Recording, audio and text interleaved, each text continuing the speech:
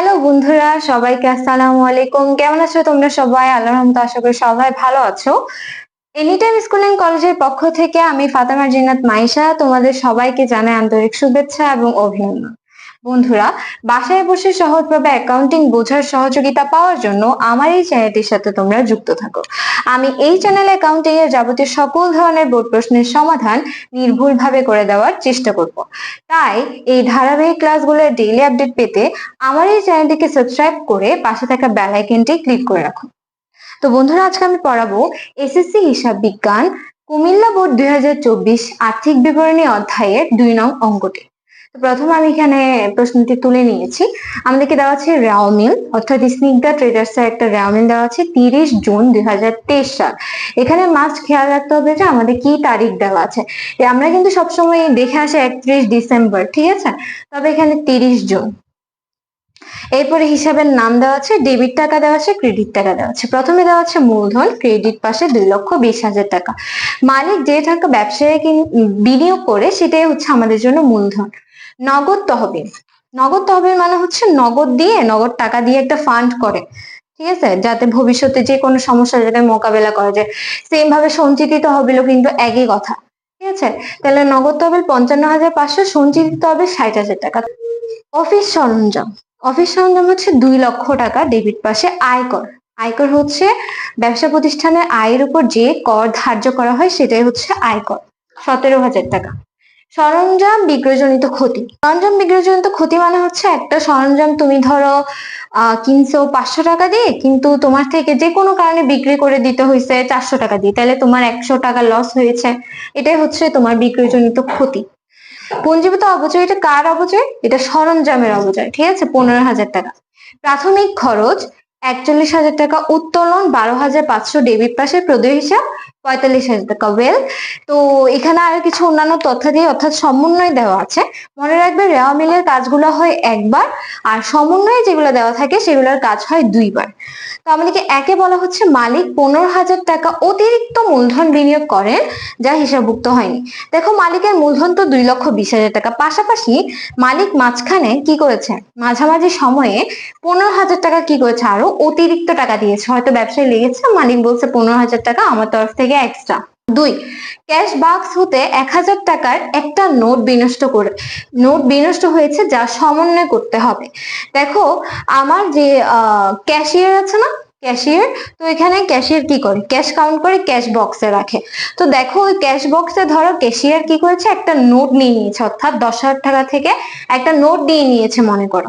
কোত্থেকে নেবে জানো? নগদ তহবিল থেকে, কারণ এটা হচ্ছে নগদের ফান্ড, ঠিক আছে। ক্যাশ মানে কি নগদ, তাহলে নগদ থেকে 1,000 টাকা নিয়ে ফেলছে, ঠিক আছে, মানে বিনষ্ট হয়েছে।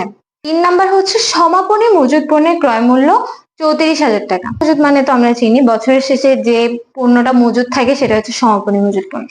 দেখো আমাদের করণীয় গুলো কি, ক, খ, গ, ঠিক আছে। কটা আমাদেরকে বলা হচ্ছে যে উপযুক্ত তথ্য হতে অন্যান্য ব্যয়ের পরিমাণ নির্ণয় করো। খতে আমাদেরকে বলা হচ্ছে নেট মুনাফা 1,12,500। এগুলো খুবই ইম্পর্টেন্ট। আমরা কিন্তু এটার বাইরে অন্য কোনো মুনাফা ধরতে পারবো না, আমাদেরকে প্রশ্নে যেটাই বলা থাকবে আমাদের সেটা ধরে করতে হবে। গতে আমাদেরকে বলা হয়েছে সমাপনী মালিকানা সত্ত্বের পরিমাণ 2,84,500 টাকা ধরে স্নিগ্ধা ট্রেডার্স এর আর্থিক অবস্থা বিবরণী। এখানে যে মালিকানা সত্যটা বের হবে এটা কিন্তু আমরা এখানে আবার ইউজ করতে পারবো না, কারণ এখানে একটা রিকোয়ারমেন্ট দিয়ে দিয়েছে 2,84,500। এটা দিয়ে আমরা আর্থিক অবস্থার বিবরণী নির্ণয় করবো। তো চলো আমরা এখন ধাপে ধাপে সবগুলো সলভ করি। তো বন্ধুরা, এখন আমরা 2 এর ক সলভ করব। দেখো আমি এখানে একটা ঘর তুলে নিয়েছি, এখানে আমরা অন্যান্য ব্যয়ের পরিমাণ নির্ণয় করব, ঠিক আছে। তো আসো অন্যান্য ব্যয়গুলো আগে কি জানি। অন্যান্য ব্যয় মানে হচ্ছে তোমার ব্যবসায় বিক্রিত পণ্যের ব্যয় আছে, পরিচালন ব্যয় আছে এবং অন্যান্য ব্যয় আছে, ঠিক আছে, এই 3 ক্যাটাগরি আছে।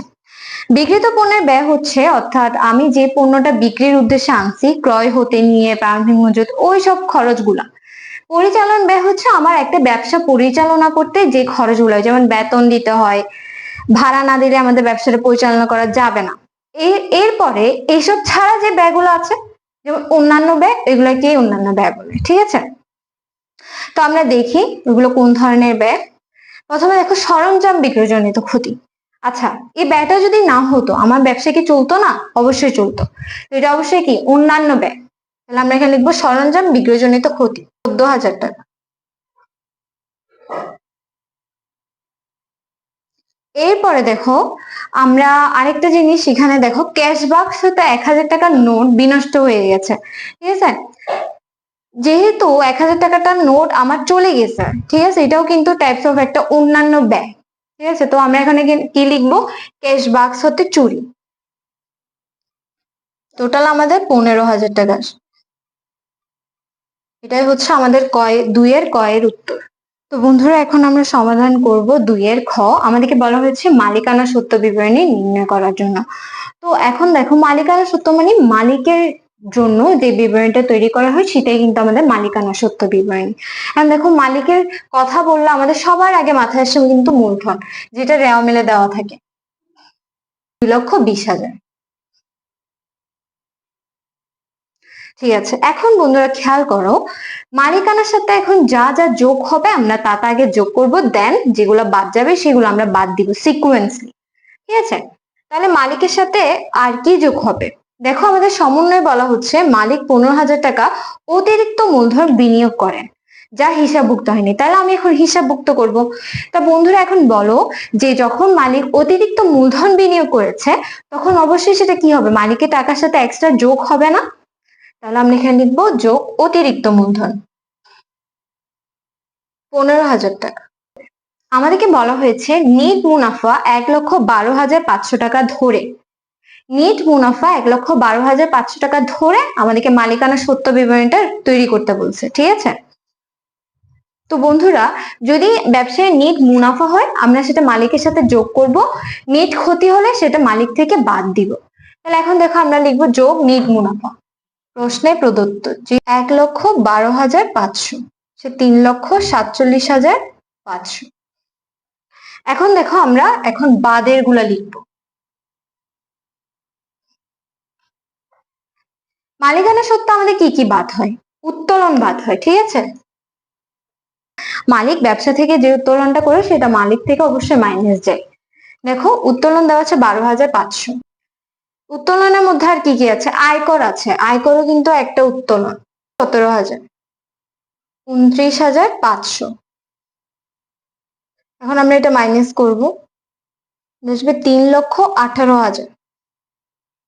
এখন বন্ধুরা খেয়াল করো, এখন আমাদের আরেকটা এন্ট্রি যোগ করার পালা আছে, কিন্তু আমরা এটা সবার শেষে যোগ করি। সেটা কি বলতো? সঞ্চিত তহবিল। কারণ এই সঞ্চিত তহবিল কিন্তু মালিকের অভ্যন্তরীণ তহবিল, অর্থাৎ মালিক যে টাকাটা আগে থেকে কি করে জমা রাখে, অর্থাৎ মালিকের যে ব্যবসা হয় সে ব্যবসা থেকে যে মুনাফা হয় ওই মুনাফা থেকে একটা অংশ, যেমন আমরা যদি বলি অংশীদারি ব্যবসায়ের ক্ষেত্রে একটা অধ্যায় আছে, সেখানে বলা আছে সঞ্চিত তহবিলের ক্ষেত্রে 15% ধরতে হবে, অর্থাৎ 15% কেটে রাখতে হবে কিসে থেকে? ব্যবসায় যারা মালিক আছে তাদের যে মুনাফা হয় সেখান থেকে। যোগ সঞ্চিত তহবিল 60,000 টাকা। 3,18,000 সাথে 60,000 যোগ করবো, 3,78,000। বন্ধুরা এটা খুবই সহজ, তোমরা একটু মনোযোগ দিয়ে বুঝে নিও। আর যদি না বুঝে থাকো অবশ্যই আমাকে কমেন্টে জানাবে। এছাড়া তোমাদের যে কোনো ধরনের সমস্যা কিন্তু আমাকে কমেন্টে জানাতে একদমই ভুলবে না। বন্ধুরা এখন আমরা সমাধান করব দুইয়ের গ। দুইয়ের গ তো আমাদেরকে বলা হয়েছিল আর্থিক অবস্থা বিবরণী নির্ণয় করার জন্য। তবে আমাদেরকে একটা রিকোয়ারমেন্ট দেওয়া ছিল যে 2,84,500 টাকা ধরে যাতে আমরা সেটা করি, অর্থাৎ মালিকানা সত্ত্বের পরিমাণ 2,84,500 টাকা ধরে। আর্থিক অবস্থা বিবরণীর দুইটা অংশ থাকে, একটা হচ্ছে সম্পদের পাশ, একটা হচ্ছে দায় ও মালিকানা সত্ত্ব।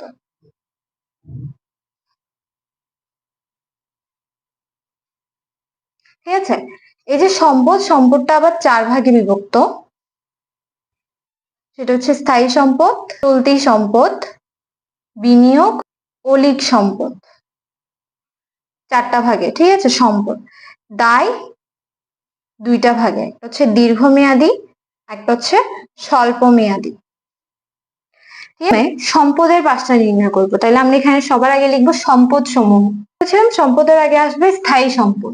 স্থায়ী সম্পদ মানে যেসব সম্পদ তুমি এক স্থান থেকে অন্য স্থানে সহজে কি করতে পারবে না, স্থানান্তর করতে পারবে না, যেগুলো 1 বছর না 1 বছর অধিক সময়ের জন্য কি করা হয়, যেগুলো উৎপাদন কাজে ব্যবহৃত হয়, ঠিক আছে। যেমন দেখো এখানে অফিস সরঞ্জাম, এটা কিন্তু স্থায়ী সম্পদ 2 লক্ষ। এখন দেখো আমাদেরকে বলা হচ্ছে পুঞ্জীভূত অপচয় সরঞ্জাম, অর্থাৎ এই অফিস সরঞ্জামের পুঞ্জীভূত অপচয় কি 15,000 টাকা। আচ্ছা, পুঞ্জীভূত অপচয় মানে হচ্ছে, অপচয় মানে হচ্ছে মেশিনে যে আমরা ব্যবহার করি সেটার ফলে মেশিন ক্ষয় হতে থাকে, মেশিনের পাওয়ার কমতে থাকে, এটাই হচ্ছে কিন্তু অপচয়, ঠিক আছে। তো পুঞ্জীভূত অপচয় মানে হচ্ছে অনেকগুলা বছরের, ধরো প্রতিষ্ঠানটা ধরো 2022-এ শুরু করছে বা 2021-এ, তো 2021-এর অপচয়, 2022-এর অপচয়, 2023-এর অপচয়, তিনটা অপচয় যোগ করে যে অপচয়টা হবে সেটা হচ্ছে পুঞ্জীভূত অপচয়। অর্থাৎ সব বছরের অপচয়কে যোগ করলে যেটা পাওয়া যায় সেটা হচ্ছে পুঞ্জীভূত অপচয়। এরকম অপচয় দেওয়া আছে 15,000, তাহলে আমরা এখান থেকে মাইনাস করব। যেহেতু অপচয় মানে কি ক্ষতি হয়ে গেছে, অফিস সরঞ্জাম থেকে ক্ষতি হয়ে গেছে অর্থাৎ হ্রাস করবে, তাই আমরা এটা কি করবো, মাইনাস করব 15,000 টাকা।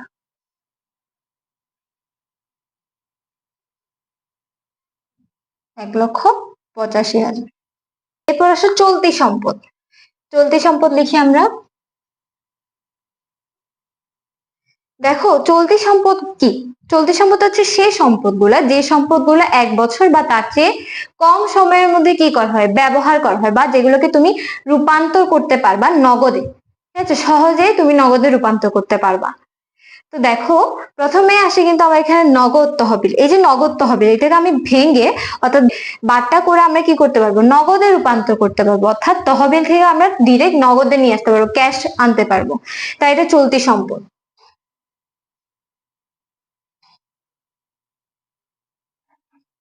কত হাজার টাকা, 55,500।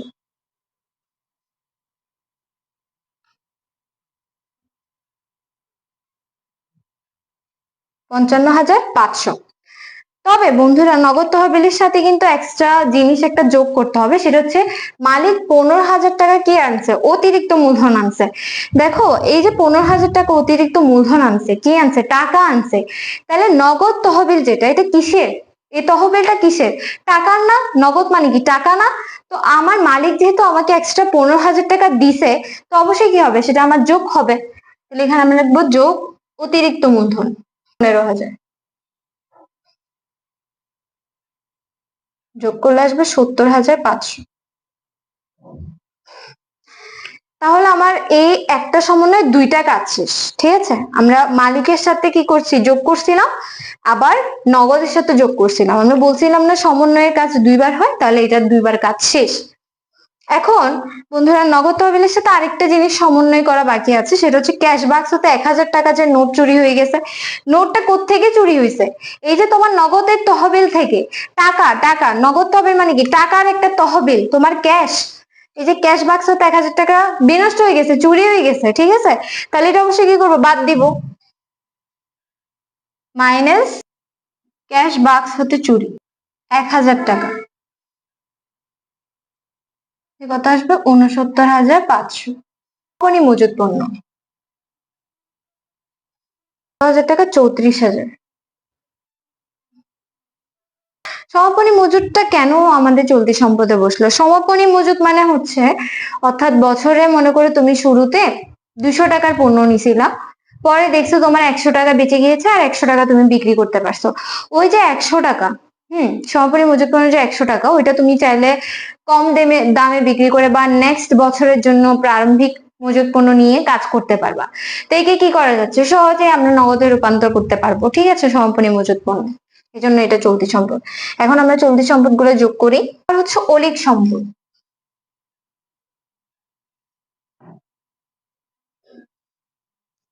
অলিক সম্পদ কি, অলিক সম্পদ আরো 2-3টা নাম আছে, সেটা হচ্ছে অলিক সম্পদকে আমরা ভুয়া সম্পদ বলতে পারি, অসমন্বিত ব্যয় বলতে পারি, এরকম অনেক ধরনের নাম আছে। তো অলিক সম্পদটা আসলে কি, অলিক সম্পদ হচ্ছে, ধরো তুমি বছরে তোমার একটা ফ্ল্যাট আছে, বাড়ি আছে, ওই ফ্ল্যাটে একটা বাড়ির একটা ফ্ল্যাটে ভাড়াটে আসছে, তো নতুন ভাড়াটের জন্য তুমি রং করাই দিলা, ঠিক আছে, সে ভাড়াটে 10 বছর থেকেছে। তো তুমি ধরো প্রথম বছরে যে ব্যয়টা করেছো, মানে রং করে দিয়েছে, তুমি কি 10 বছরে কি 10 বার রং করাবে? করাবে না, একবারই রং করাবে, আর এটা দিয়ে উনি কি করবে 10 বছর চলবে। এরপর যখন আবার নতুন ভাড়াটি আসবে তুমি তখন আবার রং করাবে। দেখো এখানে তোমার ব্যয় করতে হচ্ছে একবার, সুবিধা পাচ্ছ বারবার। এটা কিন্তু ব্যয়ের কাজও করতেছে, সম্পদের কাজও করতেছে। তাই এটা কি অলিক সম্পদ। ঠিক আছে, যেমন প্রাথমিক খরচ। প্রাথমিক খরচ মানে হচ্ছে যেটা শুরুতে আমরা খরচ করি, একটা ব্যবসা প্রতিষ্ঠান শুরু করার আগে আমরা যে খরচটা করি, খরচ। কত টাকা? 41,000। এখন আমরা এই তিনটা যোগ করব, 3,29,500।